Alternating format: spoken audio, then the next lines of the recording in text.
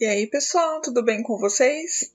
Aqui é a Cíntia Silva, esse é o canal da Ecovila de Laodiceia. Sejam muito bem-vindos, a paz do Senhor a todos. No vídeo anterior falamos rapidamente sobre a estátua de Nabucodonosor, que representa o início e o fim de cada grande império da humanidade. Então, nesse vídeo, vamos nos atentar um pouco mais às pernas de ferro e aos pés de ferro e de barro, que representam o período atual do qual vivemos. Então, precisamos entender quem está por trás das cortinas.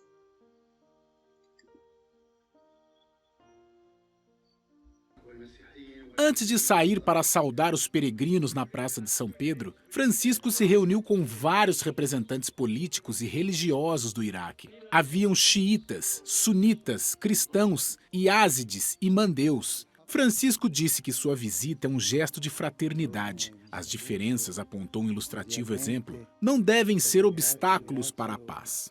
Noi siamo fratelli e come fratelli.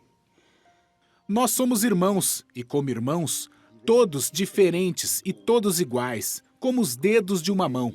São 5 os dedos. Todos são dedos, mas todos diferentes. Tutte dita, ma tutte diverse.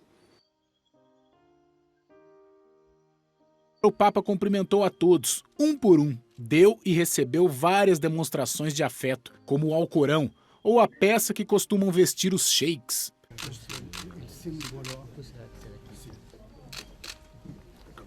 Isso é um símbolo que se entrega aos sheiks, assim que eles o nomeiam Papa Sheik.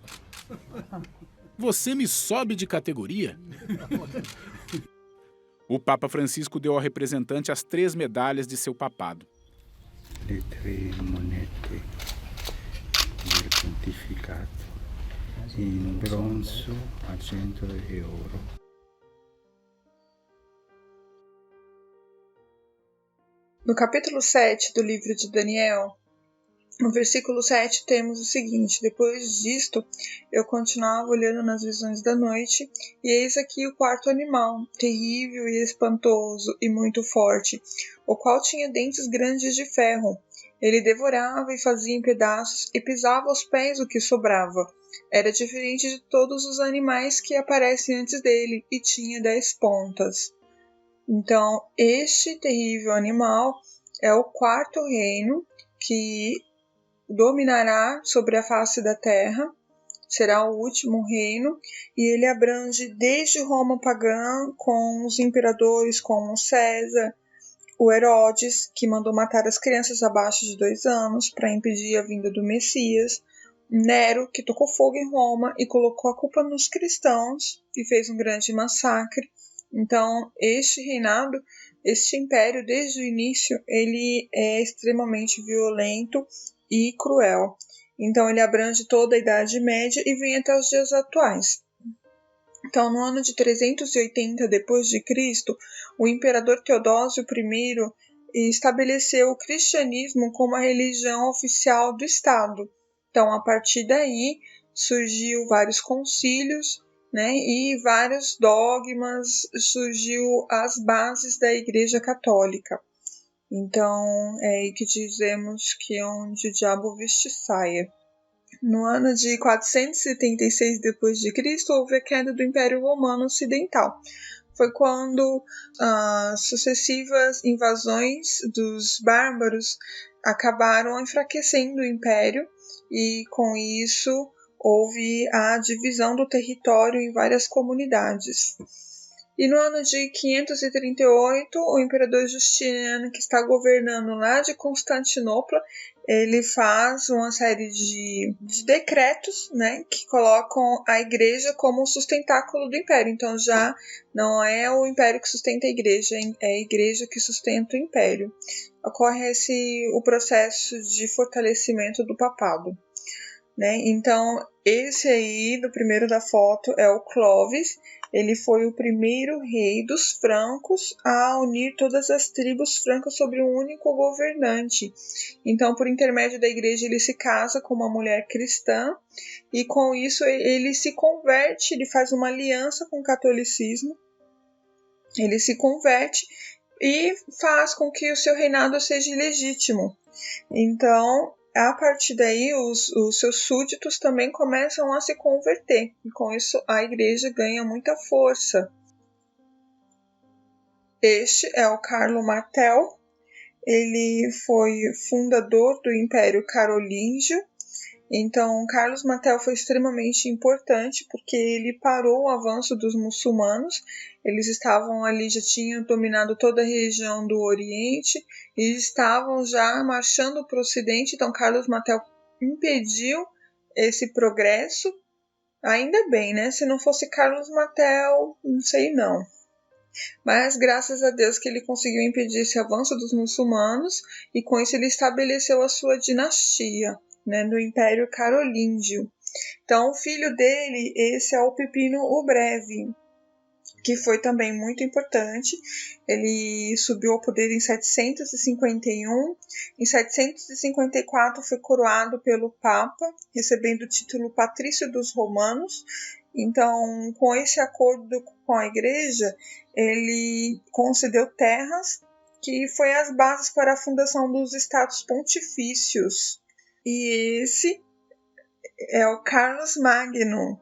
Ele foi coroado dia 25 de dezembro de 800 pelo Papa Leão III. Então ele recebeu o título de primeiro imperador do Sacro Império Romano.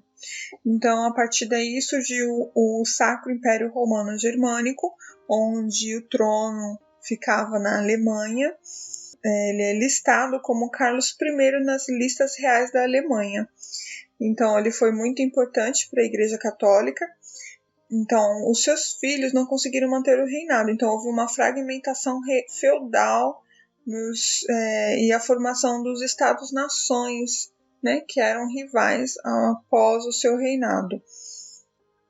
Então, após o Carlos Magno, surgiu o primeiro Reich, que é datado de 800 a 1804. Então, durante todo esse período, houve sucessores como Otton I em 962, e nesse período, mais de 1000 anos, a Igreja Católica cresceu extremamente, fez as cruzadas, tinha o seu exército próprio, né? Houve a Reforma Protestante nesse meio tempo. Como resposta, a Igreja Católica fez a Contra-Reforma, a Inquisição. Então, ela se especializou em máquinas de tortura, em formas de matar seres humanos. Esse período chamamos de Primeiro Reich. Ele acabou em 1804 com a vinda de Napoleão Bonaparte, que também foi inspirado pela dinastia carolíngia, e ele queria que o trono ficasse lá na França. De acordo com alguns historiadores, principalmente com Hitler, eles dizem que o Segundo Reich foi o Império Alemão, que durou de 1871 a 1918, com a unificação após a vitória na Guerra Franco-Prussiana, e é interrompido com a derrota na Primeira Guerra Mundial. Então, ao chamar a Alemanha nazista de Terceiro Reich, o Hitler estava esperando legitimá-la como a sucessora dos grandes impérios germânicos. E durante esse período da Alemanha nazista, eu pergunto a vocês, onde estava a Igreja Católica? O que ela estava fazendo? Ela estava aguardando, estava apoiando Hitler e estava aguardando o resultado das guerras.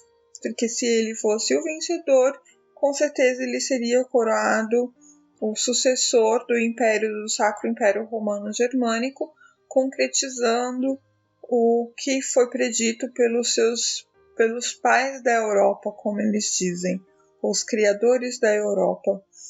Então, a Igreja Católica sempre esteve por trás dos bastidores. Ela é a sucessora dos impérios. Ela é descrita nas profecias, né, como a besta do Apocalipse, pois ela é uma das cabeças que vai comandar no fim dos tempos. Então, aquele que a igreja, que o Papa coroar, será o anticristo. Hitler quase conseguiu seu intento, ele quase conseguiu alcançar seu objetivo, ele só não alcançou porque ainda não era o tempo certo. Porque está escrito na profecia que 10 reis que dominarão nos últimos tempos lhe dariam poder. Então, em Daniel, capítulo 7, versículo 23, diz assim, que o quarto animal será o quarto reino da terra, o qual será diferente de todos os reinos, e devorará toda a terra, e pisará os pés e a fará em pedaços. Então, era necessário o avanço da tecnologia, era necessário chegarmos aos tempos dos dias de hoje. E o que eu posso dizer para vocês é que o nazismo ele não acabou, ele apenas saiu da Alemanha e foi para outro país. No próximo vídeo falaremos sobre isso.